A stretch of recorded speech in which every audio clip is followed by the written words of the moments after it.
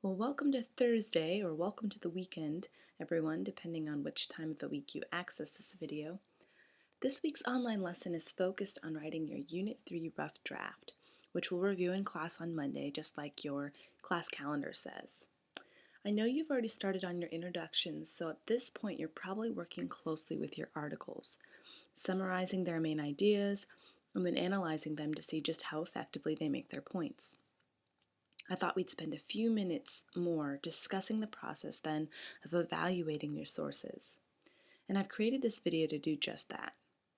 In fact, I'm simply going to recap the ideas discussed in Chapter 44 of your textbook, Evaluating Sources, so you can actually follow along with this video in your book.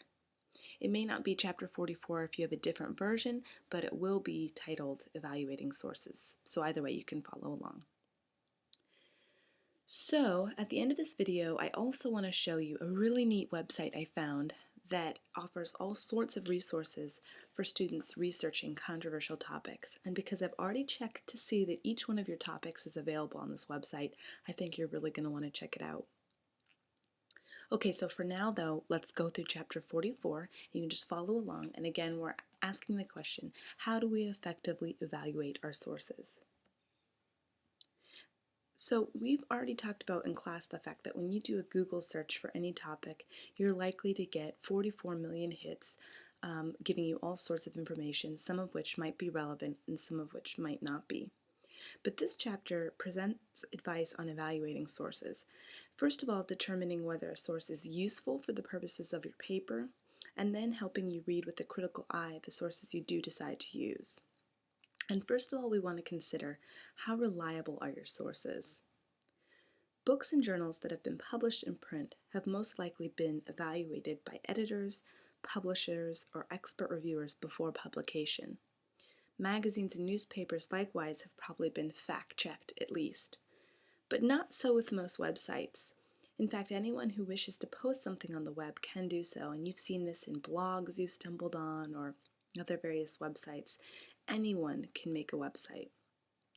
So print sources in academia, including journals that you find online, maybe through the Consortium Library webpage, they're typically more stable and often more trustworthy than websites. That's just a fact.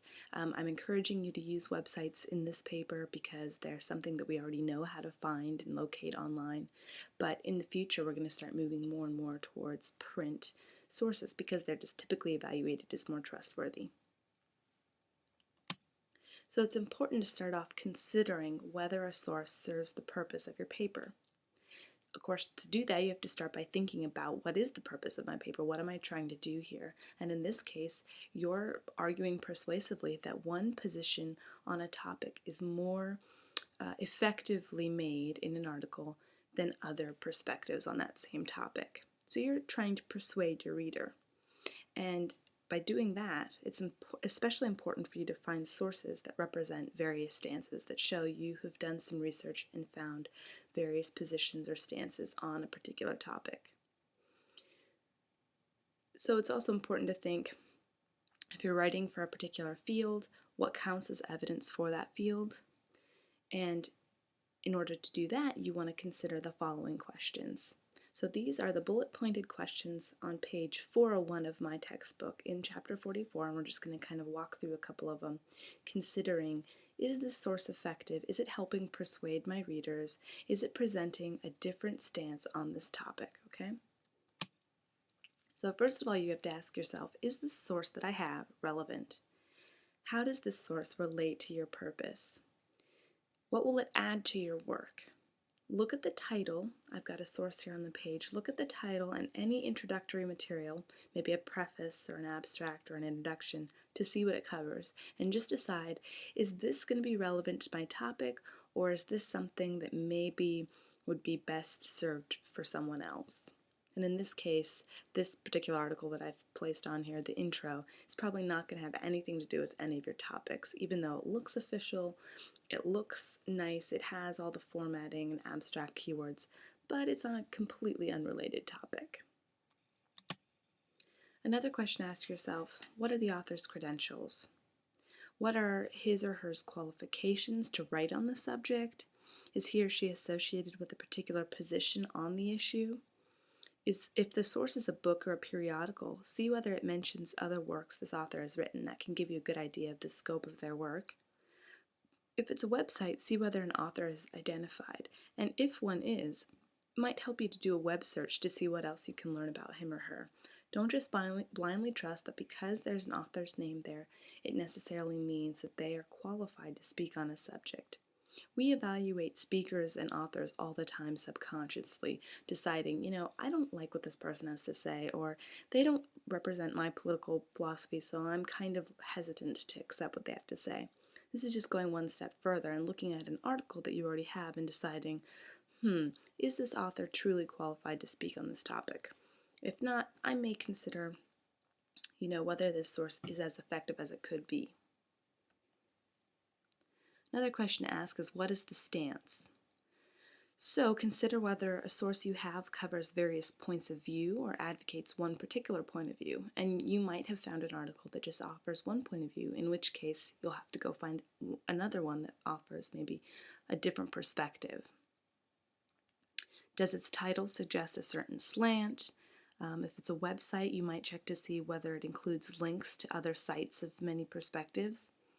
You'll want to consult sources with a variety of viewpoints. Like we said, you're writing a paper that illustrates at least 3 different perspectives on a topic, so you've got to kind of go out there and find different viewpoints. Another good question to ask, who's the publisher? If it's a book that you're looking at, or even an article, what kind of company published it? What kind of periodical or journal did it appear in? Books published by university presses and articles in scholarly journals are reviewed by experts before they're published. Even though the content might not be flawless, they're generally considered more rigorous. Books and articles written for general audiences typically do not quite undergo that same rigorous review, so they might lack the in-depth discussion that's useful for research. Okay, if it's a website that you're looking at, which I know a lot of you are, consider who the sponsor is. So this is one more step further than the author. The author might be credible and check out, but you might also need to consider who's sponsoring this material.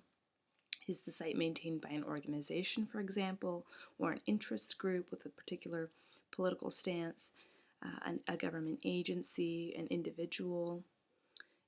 If the site doesn't give this information, look for clues in the URL. I think your Kapow video already mentioned this.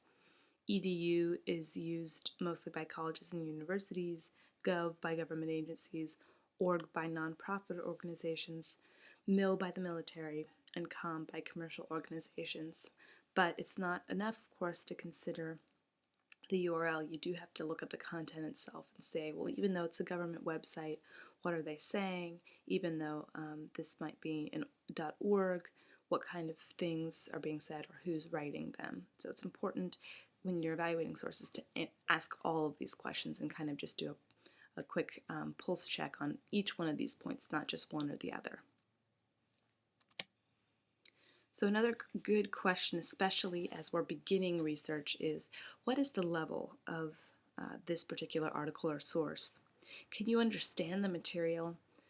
Texts written for a general audience might be easier to understand, but they're not likely to be authoritative enough for academic work.